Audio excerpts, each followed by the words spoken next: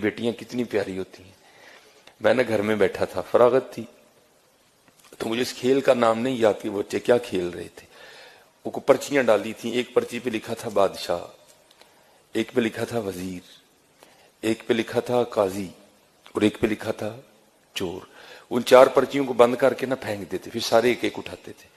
اب جس کے حصے میں بادشاہ کی پرچی آئی وہ بادشاہ بن گیا, جس کے حصے میں قاضی کی آئی وہ قاضی بن گیا, جس کے حصے میں وزیر کی آئی وہ وزیر, اور ایک کے حصے میں آنی ہے چور کی. تو پھر جس کے حصے میں چور کی پرچی آنی ہے اس کے لیے پھر بڑے سخت معاملات ہیں. بادشاہ سلامت اس کو جو چاہے حکم دے.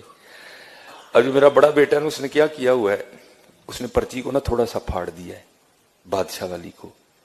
تو بیٹیوں کو نہیں پتا چل رہا کہ بڑا بھائی ہمارے ساتھ کیا کر رہا ہے, تو وہ بار بار بادشاہ بن رہا ہے. وہ بیچاری کبھی کوئی چور بن رہی ہے, کبھی وہ کسی کو کہہ رہا ہے میری جوتی پالش کرو, کسی کو کہہ رہا ہے. میں بیٹھا دیکھ رہا ہوں سارا. میں نے کہا یار ایک ہی کرنا ہے. میں نے کہا جی مجھے بھی کھلاؤ.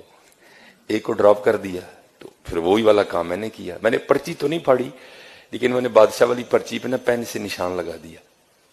اب 2-4 بار بادشاہ بن کے میں نے اسے خوب کام کروایا. تو میں نے کہا چل یار ہوں بچیاں بھی بادشاہ بنائیے. تو میں نے اپنی بڑی بیٹی کو کہا کہ یہ جس پہ نشان لگا نا تو نے یہ پرچی اٹھانی ہے. اب بادشاہ والی اس نے اٹھا لی, تو میرے حصے میں آ گئی چور والی پرچی. اب سب نے بتانا تھا کہ کیا پرچی آئی ہے, تو سب نے بتایا. تو اینڈ پہ نا مجھے سارے کہتے ہیں جی بابا آپ کیا بنے ہیں. تو میں نے کہا جی میں چور بنا. میں حضور کے ممبر پہ بیٹھا ہوں, میں جھوٹ نہیں بولوں گا. میری چھوٹی بیٹی رو پڑی اور میرے گلے لگ کے کہتی میرے بابا چور نہیں ہے. میرے گلے لگ کے رو پڑی. خدا ممبر پہ بیٹھا ہوں حضور کے, میں جھوٹ نہیں بول رہا.